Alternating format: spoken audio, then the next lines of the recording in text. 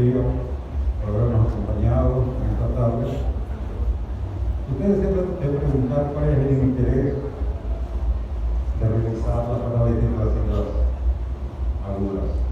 Lo importante es, ustedes van a establecer centros de salud, unidades de salud, y esto hace que nos envían muchos pacientes ya etiquetados como síndrome de Guillain-Barré. Y en ocasiones, cuando llegan a estar, tenemos que etiquetarlos como Guillain-Barré hasta que demostramos el contrario. Por eso es importante saber explorar al paciente y, lógicamente, saber lo más práctico para poder hacer el diagnóstico. Saber con qué nos vamos a enfrentar, con qué tenemos que hacer diagnóstico diferencial. Lo siguiente. El síndrome de Guillain-Barré no es nada nuevo. Ya en 1916, Guillain-Barré y Stroh observaron dos soldados con parálisis aguda ascendente y la cual se dio espontáneamente. Encontraron la evolución de reflejos osteotendinosos y en el líquido cefalorraquídeo una disociación algún dolor. Y vean que en 1859 Landry observó 5 pacientes con una clínica similar. Entonces lo importante es la historia clínica, lo que yo siempre les insisto y les pregunto, ¿cuál es la historia clínica del paciente? ¿Cómo fue la evolución de la debilidad que tuvo el niño? ¿Cuál es? ¿Qué encontraron en la exploración neurológica del niño? Porque nos olvidamos de la exploración neurológica. Solo pensamos en exploración neurológica, reflejos. No pensamos que es parancraneable, no pensamos en la red cerebrosa, no pensamos que hay una área motora y que hay una sensibilidad. Recordemos que la sensibilidad es valorable en el niño a partir de los 7 años. Y no un niño menor, esto no puede ganar de sensibilidad, no puede hablar de diferencial ni profunda, porque no la podemos explorar. Porque el niño nos colabora para hacer la exploración. Siguiente. ¿Cuál es la patología? Actualmente, bajo el epónimo de Guillain-Barré, se recogen diferentes formas de presentación. Y esto es lo más frecuente, las parálisis flácidas agudas y beneficiantes. Aunque sabemos que existen diferentes subtipos, aquí es importante saber a qué tipo, porque la más importante de todas, la vamos a ver más adelante, y cuáles son los otros subtipos que tenemos y que tenemos que hacer diagnóstico. ¿Cuál es el principal mecanismo patogénico? De diversos estudios realizados en Guillain-Barré es el causado una respuesta inmunológica y se encadena por la infección previa. El 80-90% de los casos son producidos por un proceso de infección, ya sea gastrointestinal o respiratorio. Esto es bien importante tener en cuenta, que nos afecta en el nervio periférico y produciendo lo que se llama minatismo celular. Hablamos de minatismo celular, entre los antecedentes infecciosos tenemos uno de los frecuentes es el Campylobacter jejuni, el Mycoplasma pneumoniae, el citomegalovirus, el virus de Epstein-Barr, las infecciones de influenza aérea, entre otros, la vacunación, la cirugía, traumatismo, trasplante de médula ósea. Pero lo más importante es el antecedente infeccioso de un 80-90%. Y yo sí les pregunto, ¿cuál es la diferencia cuando tengo un paciente con movilidad, no camina? ¿Cuál es neurona motora superior y cuál es neurona motora inferior? Porque ustedes me lo van a diferenciar cuando me presentan un caso. Estoy presente en una neurona motora superior. ¿Qué vamos a encontrar en una neurona motora superior? Vamos a encontrar un Babinski, hiperreflexia, clonos. Entonces, todo eso lo tenemos que tomar en cuenta para saber diferenciar. Si estamos en frente a una parálisis flácida, recordemos que en las parálisis flácidas hay debilidad, hay reflexia en el paciente, no encontramos reflejo y el niño no puede retroceder la marcha. Así es. En otros países hacen esto que se llaman anticuerpos, no lo hacemos, se encuentran presentes aproximadamente en el 50% de los pacientes y estos son los diferentes. En la primera tenemos las enfermedades digamos, agudas, antiinflamatorias, desmineralizantes, es desconocido del cuerpo, pero los demás sí tenemos, como es en el Wiener-Fischer, la neuropatía axonal motora aguda, en todo esto podemos encontrar estos anticuerpos. Lo siguiente. Bien importante eso. El síndrome de Guillain-Barré no se trata de un cuadro clínico. No lo encerremos en un cuadro clínico. Guillain-Barré es esto y metemos al paciente en cuadro clínico.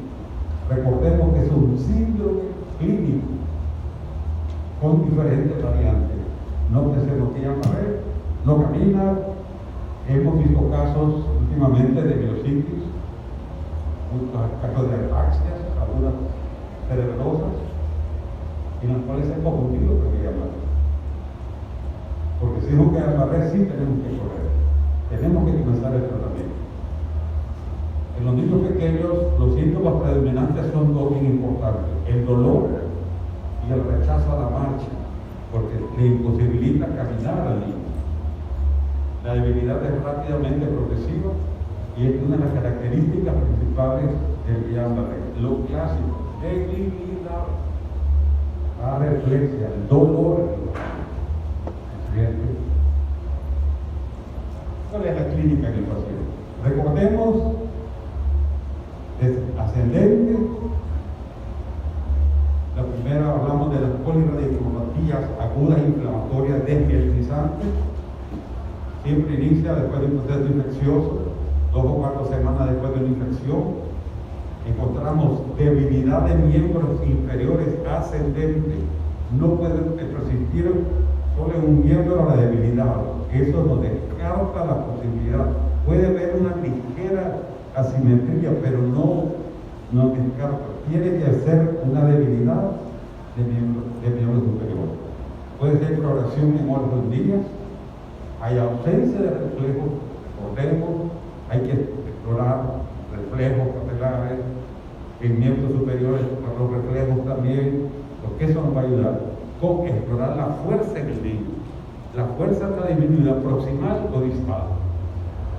Ustedes tienen que hacer la exploración en el niño, tomar el pie del niño y que el niño trate de empujar su mano para explorar la fuerza distal. En la exploración, en la parte cuando exploramos, queremos explorar la proximal, el niño cruza sus rodillas y sus rodillas se van a abrir porque está flácido. O si no, que trate de abrir las piernas, el niño no va a tener fuerza para poderlas abrir. Esto es bien importante tenerlo en cuenta en la exploración del paciente. Y luego los síntomas sensitivos. Hay dolor, las parestesias dan historia que comienzan siempre en los dedos de los pies. Vamos los pies y van ascendiendo a la parestesia del niño. Y recuerden, también la ataxia es importante tenerla en cuenta, porque hay un síndrome que se llama síndrome de Wiener-Fischer que se puede asociar con ataxia.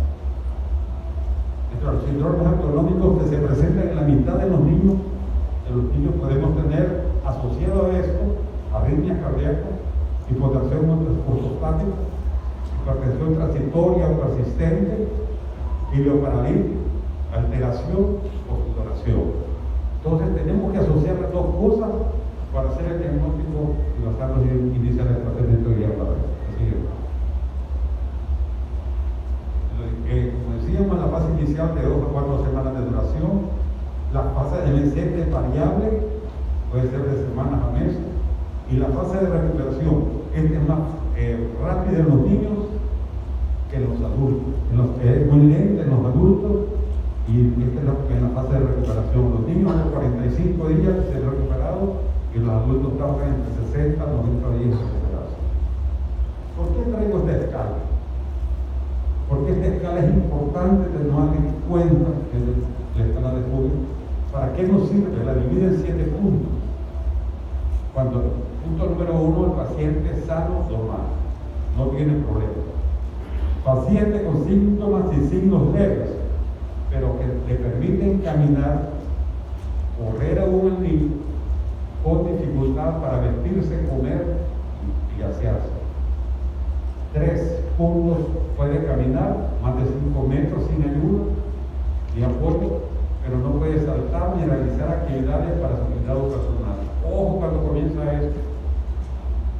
Es Punto 4, puede caminar más de 5 metros con ayuda o con apoyo. Ahí corramos. Ahí comencemos ya a tomar mayores decisiones en el tratamiento. 5 ya no puede caminar, ya está fuera de pared.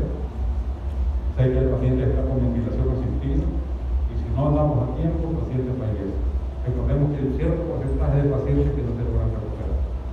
Pero va a depender de la precisión que hagamos del diagnóstico. Lo siguiente.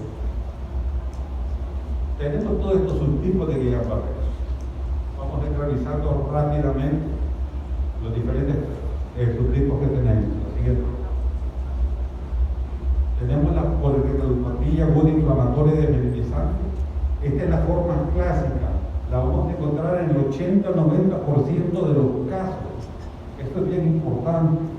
Con una debilidad ascendente y ausencia de reflejos osteotendinosos. Esto es claro, técnico. Esta es la más común en todo el mundo, en Europa, Norteamérica y en la mayor parte del mundo. Esto es, téngalo siempre pensando en Guillain-Barré.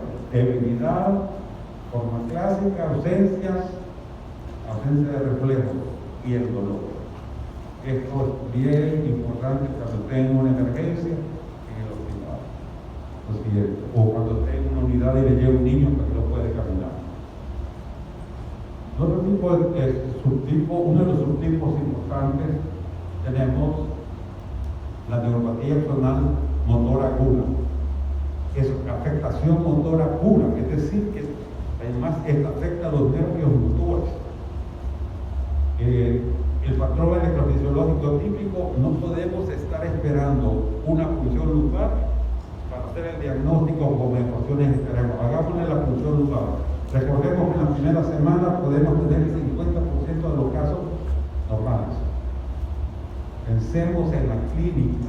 Aquí, en la clínica, es la clave para hacer este diagnóstico. Además, tiene una incidencia estacional.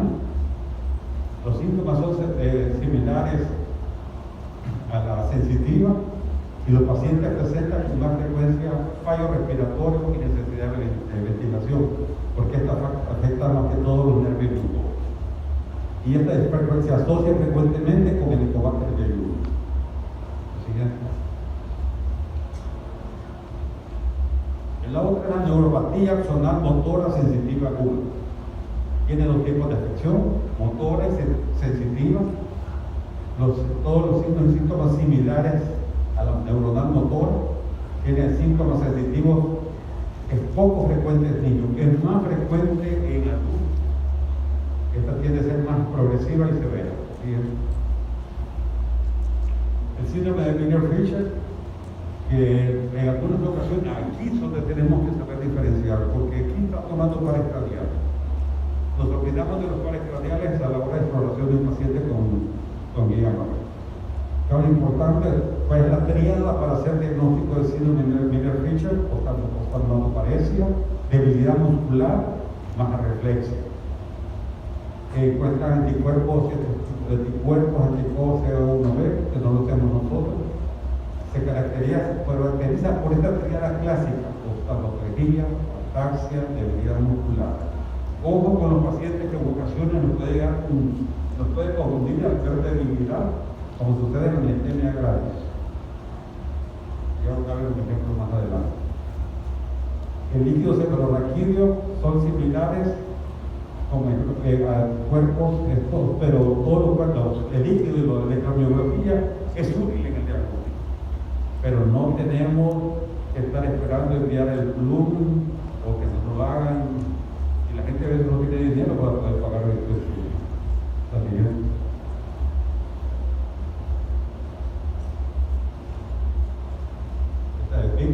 La epígrafta es una clínica con encefalitis más hiperreflexia, no hay hiperreflexia. Tenemos, pero ¿qué podemos hacernos pensar en esto? Que tiene los mismos síntomas de Miller-Fisher, la misma triada, y encontramos estos anticuerpos. La siguiente. Y tenemos la debilidad faringocervical.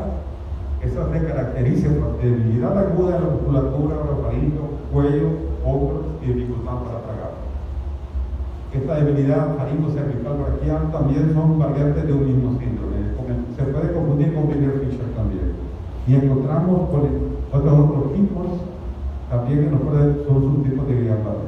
Pero lo importante es saber el cuadro y recordemos que el 80-90% de los casos vamos a tener debilidad progresiva, va a ser ascendente bilateral, vamos a tener reflexia y el niño deja de caminar o tiende a una marcha táxica.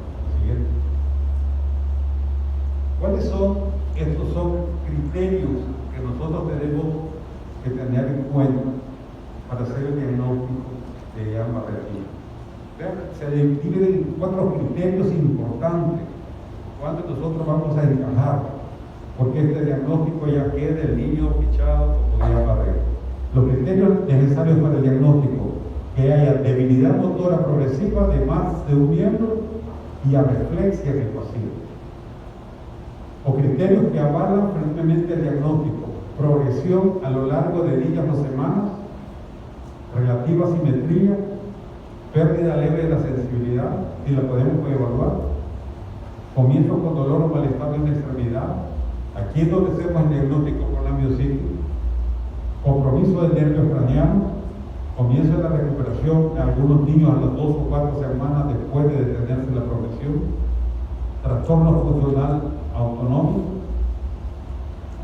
la ausencia de fiebre al comienzo de la evolución, aumento de proteínas en el líquido cefalorraquídeo. Una después de 2 semanas de la aparición de los síntomas y el electrodiagnóstico normal, como es una electromiografía. Encontramos ondas prolongadas, pero la importancia y clásico es jugarnos con la clínica del paciente. Criterios que hacen dudar el diagnóstico. Ojo, nivel sensitivo, asimetría marcada y persistente. Es decir, si el niño solo está presentando una asimetría, un dolor o debilidad de un miembro, esto no vamos para Guillain-Barré.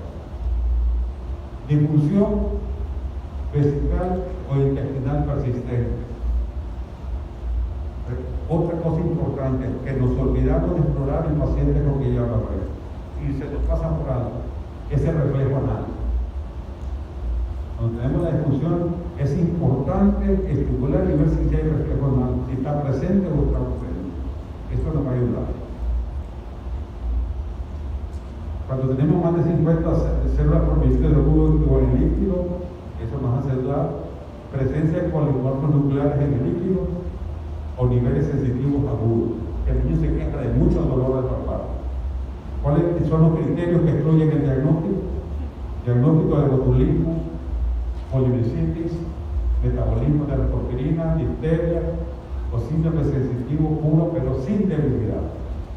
Así es. ¿Cuáles son las pruebas complementarias? ¿Qué es lo que nosotros tenemos a mano? No nos vamos a ir a hablar de neuroinmunología, ni analítica. Una resonancia de médula espinal no nos sirve de mayor cosa. No gastemos el dinero con el paciente mandando células de resonancia. ¿Cuál es lo más importante? El líquido cefalorraquídeo, que la proteína mayor de 45, menor de 30 milímetros cúbicos de célula, y si es mayor de 50 milímetros cúbicos por célula, pensar en otra patología. Hasta el 50% normal en la primera semana. Oiga, lo que me llegó el paciente en la primera noche, hacerle función fuera y normal. ¿Y qué hacemos?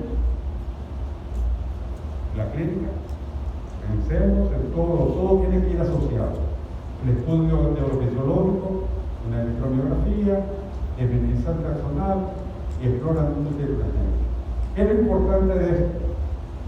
Que en ningún caso, por favor, estos estudios retrasará el inicio del tratamiento ante la sospecha clínica de Guillain-Barré. Por favor, porque a veces lo voy a mandar por el blue y que me den tu cuello a uso. Iniciemos tratamiento si tenemos inmunoglobulina. Y en algunos casos aquí los residentes lo han hecho con mucha precisión. En los últimos casos que hemos tenido. Así es.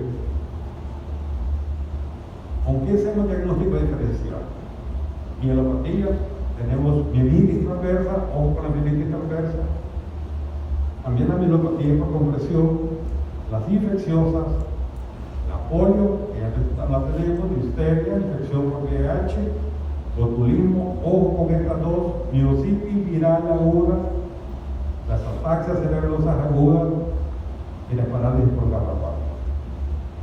Y luego tenemos las producidas por neuropatía, como las tóxicas, o por fármacos como la amitriptilina, isoniazida, bicristina y nitrofurantoína. Las miopatías metabólicas, tenemos parálisis periódicas, que puede ser por potasio disminuido. Recordemos siempre tomar en estos pacientes electrolitos, porque los electrolitos pueden estar bajos. Y si el potasio no está dando el problema de debilidad en el niño. Es importante. Errores innatos del metabolismo como enfermedad de Leigh, porfirina y estos otros, vasculitis, poliomiyelitis, miastenia gravis, hay que tenerlas en cuenta para hacer el diagnóstico de ambas. Forma práctica clásica, la siguiente. Veamos este ejemplo, lo vamos a hacer rápido en el video. Esta niña le enviaron de Nueva Guadalupe. Comenzaba, quería caminar, un poco de taxi, se iba de lado. Ese estudio empezado hace poco. ¿Entiende? Sucede el siguiente, al caminar, tiende a caerse.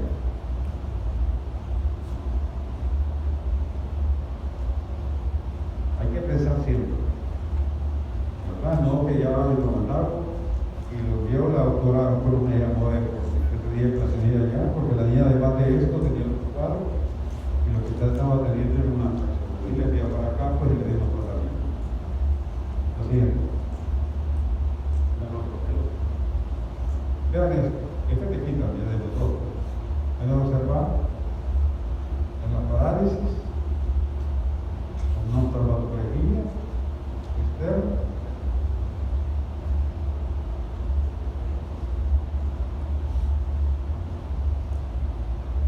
Esta es una miastenia grave. Recuerden, debilidad muestra, veo usted en esto, piensa en miastenia grave.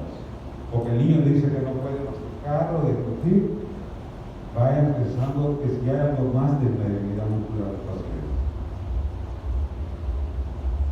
No hay fuerza.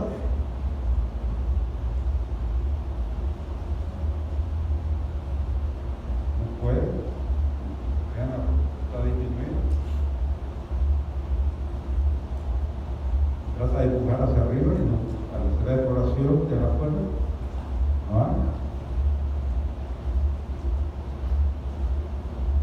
Aquí están presentes los reflejos, eso nos hace la diferencia.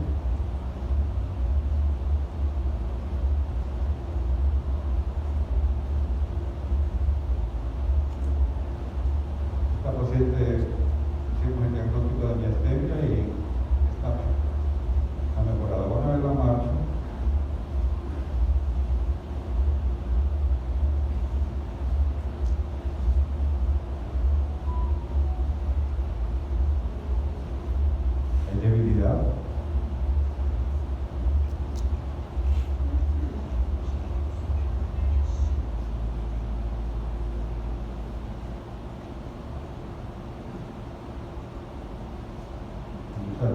Recuerden esto, como le llamamos signo de Roma. El paciente se va de lado. Entonces, con esto tenemos que hacer un diagnóstico diferencial. Con todo este tipo de temas, siempre pensar en esto, cuál es mi diagnóstico, no importa, pero que bueno, envíen el paciente o donde estén ustedes para ver cómo nosotros podemos ayudarlos. El tratamiento farmacológico, analgésicos, amitriptilina se está utilizando más que todo por estado depresivo en el paciente a 0.5 miligramos kilo y ayuda como neurotransmisores de la dopamina para el dolor, la gabapentina que se usa como antipsicótico, como antiepiléptico para el dolor neuropático y el tramadol de 1 a 2 miligramos kilo. Así es. Usamos al inicio el tratamiento de inmunoglobulinas. El mecanismo mecanismo de acción no está claro, se cree que tiene una acción antiinflamatoria, pero no se cree. Inmunitario a 400 miligramos cada día por 5 días, que es más práctico, pero yo que está usando unos miligramos kilo. Tratamiento, el tratamiento empírico no está claro, y lo segundo es el uso de plasmaféresis, que aquí nosotros no tenemos mucha experiencia en el uso de plasmaféresis. La siguiente. Cuando el paciente debe estar ya lúcido, paresía flácida, debilidad rápidamente progresiva, reducción de la capacidad vital a menor de 20, que haya parálisis pulmonar del paciente o inestabilidad autónoma significativa. ¿Bien? Estos son los cuidados de monitorización y soporte, neurológica. Esto nos va quedando a nosotros después, ya cuando el paciente está, lo tenemos en control. De su presión arterial, su balance hídrico, si hay falta de respuesta pupilar y alivio para vivir. La siguiente. ¿Cuál es el resumen del algoritmo de todo esto? Cuando nosotros recordamos que vimos una escala de 1 al 7, una escala de Guillain-Barré de menos de 4 puntos, son síntomas leves o estables. Iniciamos inmunoglobulina a 400 miligramos kilo día durante 5 días. Y cuando tenemos una escala de Guillain-Barré mayor o igual a 4, es la rápida progresión, afectación de extremidades superiores, disfunción vulvar, el ingreso va para cuidados intensivos. Aquí actuar el paciente y buscar qué se va a hacer si después de la UCI o limpiarse, y ellos comienzan en España están usando mucho plasmaféresis, un recambio de 2 valenios por 3, y llevar al paciente usando bolos de corticoides cuando el paciente está en este nivel. Aquí no funcionan los esteroides. Entonces, si no hay mejoría en el entrenamiento, ellos hacen la inmunosupresión, pero lo más importante es que sepamos que tenemos la posibilidad, que tenemos nosotros para el momento inmunoglobulinas, y que sí hagamos el diagnóstico y le demos también el uso para el tratamiento de Guillain-Barré. La siguiente, no a toda biopsia le vamos a poner Guillain-Barré.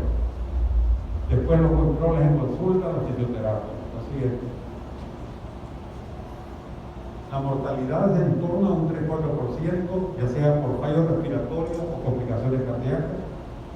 El 80% caminará antes de los 6 meses y todos caminan antes del año. Esto es importante. ¿Cuáles son los de peor pronóstico? Los menores de 2 años. Importante debilidad al inicio del cuadro, implicación de los nervios craneales, una cuadriplegia antes del 10º día de evolución, necesidad de ventilación mecánica y una hiperactividad neuronal en el estudio electrofisiológico. Pero lo importante es tenerlo en cuenta que son los que van a tener peor pronóstico. La siguiente. ¿Cuáles son las conclusiones de todo esto? ¿Qué tenemos que hacer en Guillain-Barré? Una buena historia clínica, como lo he estado repitiendo, y un buen examen neurológico. Yo no les pido una exploración neurológica completa, les pido lo necesario para salir adelante. Sabemos que hay muchas causas que nos pueden producir parálisis flácida. Recordemos que la función lumbar es positiva en la segunda y tercera semana de la enfermedad, y lo más importante es saber diferenciar entre una neurona motora inferior y una neurona motora superior. Esto es lo más importante. Y el diagnóstico temprano va a depender del futuro del paciente. Muchas gracias.